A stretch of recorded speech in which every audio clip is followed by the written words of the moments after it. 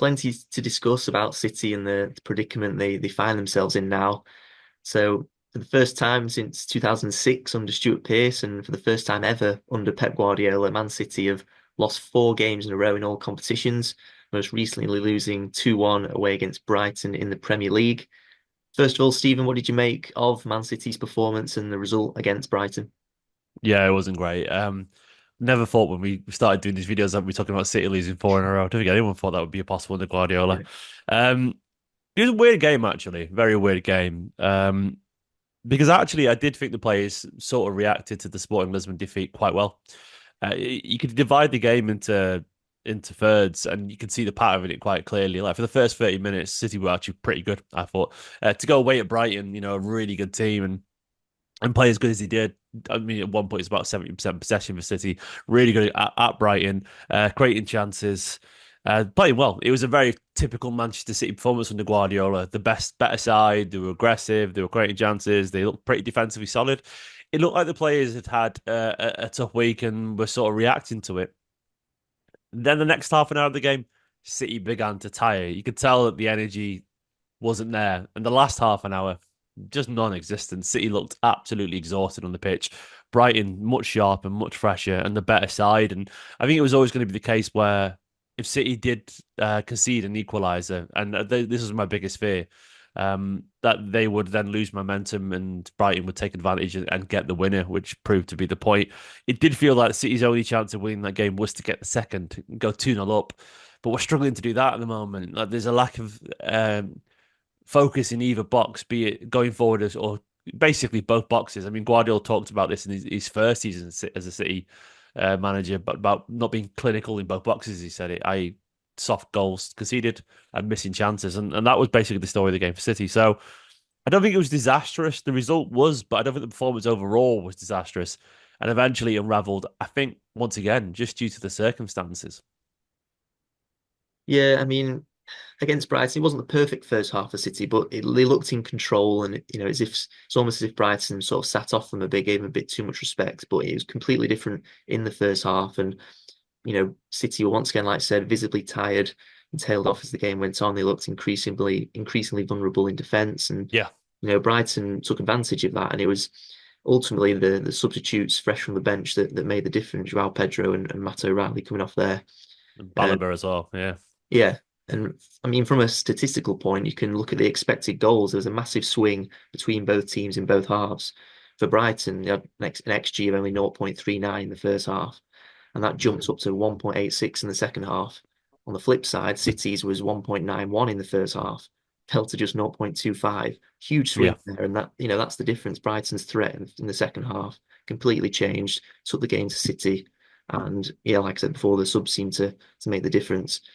From it's obviously not a great result for City. Were there any positives maybe you can take from this? I'm thinking one of them maybe is sort of the emergence of Jarmay Simpson-Pusey, who's come in the last couple of games and done pretty well for himself, considering he's only 19. He looked quite confident on the ball. He was fizzing passes to his teammates, and he seems to cope well in tight situations as well. What did you make of his performance? Yeah, young lad Simpson Pusey, I thought he in both games he's been on the pitch now. He's done well. While those around him have struggled. I think Guardiola said afterwards, and I'm can't remember the exact quote, but it was something along the lines of how difficult it is to be that young and playing a game of this quality when usually you'd have Rodri ahead of him, and he said the best Kyle Walker, basically referring to Walker's form not being there right now. And he's right. Look, Vardiol obviously is a centre back, but he's never played there for Man City. Maybe once or twice here and there, but he's been basically a left back, a marauding attacking left back for City. So he was alongside Jamar Simpson-Pusey, and that is not a partnership we've seen very often. Kyle Walker's barely played any football or even trained this season. I think Guardiola said he's had a handful of full sessions at City. Rico Lewis over a sort of stretched, I would argue, and a bit tired playing at left back. So you got left back, a defensive left back Rico Lewis, a very old and tired Kyle Walker, an unfit Kyle Walker, and then the young lad Josko Vardiol playing a position he's not played for a long time. So it was always a recipe for disaster if any sort of pressure was applied. And I think Simpson Pusey came out with his head held high. I think he should be very proud of what he did, if I'm being honest. There was a couple of moments where I remember one particular moment where the ball went down the channel and he held up Danny Welbeck really nicely, won the ball off him, played it back to Edison. Ederson played one of his typical hospital passes, which you have to get used to as a City centre back. But he turned wonderfully past the attacker and played a lovely little pass, breaking past a few players. He did things like that all game. It did unravel a little bit in the second half, but you can't really blame him. I also thought Kovacic, if I'm being honest, did as well as he could do in the role that he's not familiar. He's not a six. It's not his fault that he's not a six. But that first half in particular, I thought he was really good until once again it sort of unravelled around him. Like his effort was good. A lovely assist, of course, for Erling Haaland. A couple of moments as well where he got the ball and sort of alleviated a lot of pressure by driving past two or three Brighton players. I thought he had a good game. The rest around him, nothing really came off, him being honest. Ederson, a couple of nice saves. The substitutes had minimal impact. You could argue maybe even slightly disrupted the rhythm of City, but they were inevitable because City was struggling at that point anyway.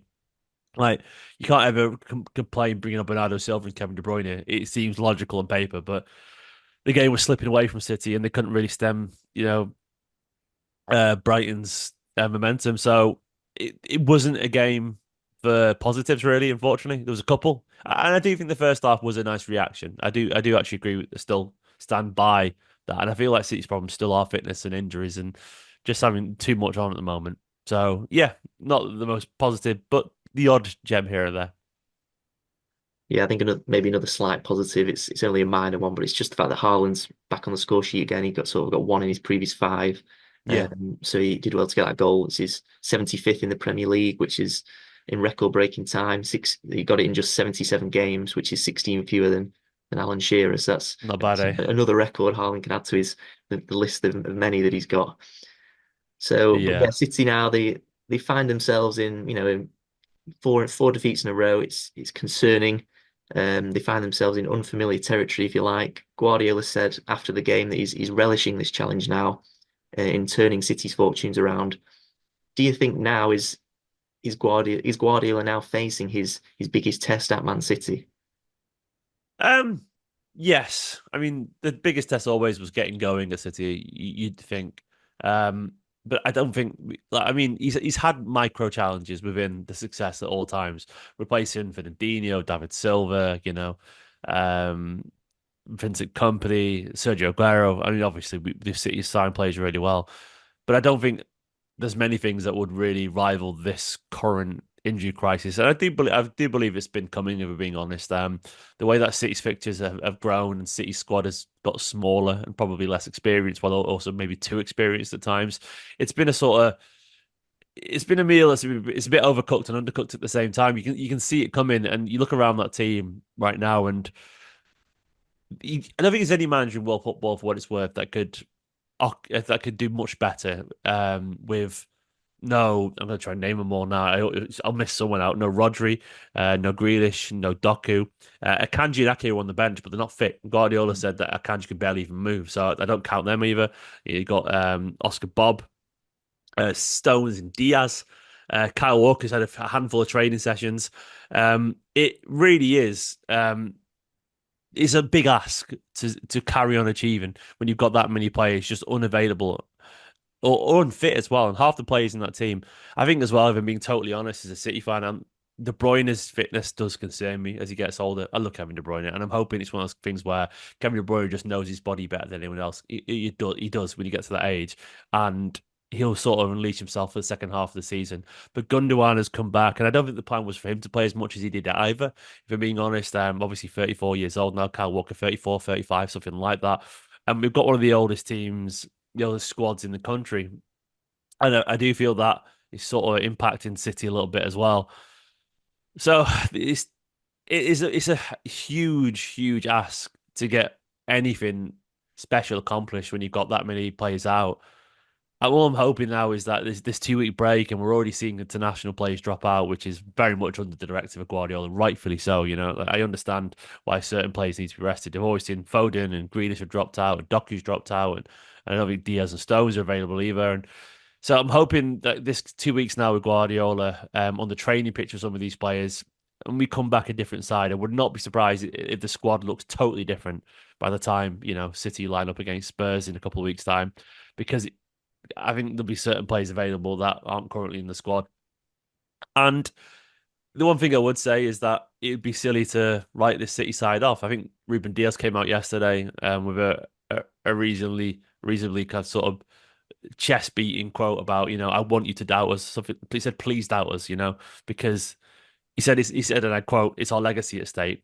So they know how important it is to respond. And I'd be amazed if a team of City's quality who achieve so much don't find it within themselves to have something of a reaction, because it can't carry on. City are too good to keep losing games in a row. I wouldn't be surprised if Spurs carry on that way. But at some point, something's got to give us, it's got to change, because this City side don't take lightly to being this badly. And I do think even within the four losses, it's not like City have been diabolical in every game. That isn't the case. Wasteful in front of goal and switching off the second half of the games has been the main problem. So yeah, I think Guardiola is tough. It's a bad spell, but I think he can fix it. Yeah, and I think this international break's probably come at a good time now, just to try and get as many players back fit as soon as possible, because that's been a huge issue for City. Do you think as well that sort of this challenge, this prospect of turning City's fortunes around now, given all the concerns they have, it's sort of maybe something that Guardiola would want or even need to almost cement his legacy as one of the greatest coaches, because many will already assume that he's or value him as one of the best ever anyway. Some might have other opinions, some like Sir Alex Ferguson, for example. But if Guardiola can maybe overturn this run, rally his troops together, steer them to another title and or more trophies based on given the circumstances, would that enhance his legacy at all as one of the greatest coaches? I think he already is. I think we all know that. I mean, I'm sort of the opinion that I don't think anything that Guardiola can or can't do now would change his legacy. I think he's achieved too much and he's seen too highly. Obviously, it wouldn't be bad for his legacy if City managed to turn this around, but I don't think anyone would be surprised. There's still sort of a narrative going around that you shouldn't write off City. And I think people are expecting City to turn it around because they probably will, because we've got too much quality. And it does feel like the reason City are struggling, I think most people accept, is because of injuries, is because of fitness. And I know every team gets an injury crisis, but this is a particularly egregious one. It's not like, a handful. It's not like, Arsenal moaning because they've got two players out. I'm making a dig there because I can do. It's a bit more than that. It's a whole 11 of players. But yeah, I mean, he'll see it as a challenge. And I think anything that gets Guardiola motivated, and he's talked a lot in the press conference as well about being more than up for this than ever. And I don't think he's lying. I think Guardiola does like a little bit of discomfort. I think that sort of gets City going. And you've only got to go back to the treble season. Well, this feels a little bit worse, if I'm being honest. But City did have a run of form that season where Guardiola was furious with his players. And I think he was probably more furious with his players than he is now, because even though the results were a little bit better, he wasn't seeing the personality that he wanted from his squad, which led to the likes of Cancelo and Kyle Walker on the bench. Cancelo, of course, shipped out in January. Rico Lewis came into the team that time as a 17-year-old. And Guardiola sort of ripped up the playbook and came up with a new formation, and it led to the treble. And I think Guardiola does like it when he has to. I think it can be too easy sometimes for Guardiola, and I do think he honestly enjoys it when he's got a challenge in front of him. So for his legacy, I mean, it won't harm if he turns it around and wins five in a row. I mean, five's better than four, so that'd be pretty special. So my opinion of Guardiola will never change. Already, I think he's a genius, and I do think people will be cynical and turn around and go, "Well, yeah, of course, he's Guardiola. He's got all the money. He's got great players. Of course, he's winning stuff." So the people who like him are going to like him. The people who don't, I don't think anything they could do would change that, unless we got relegated to the third tier and he brought us all the way back up again. That maybe they change their opinion then.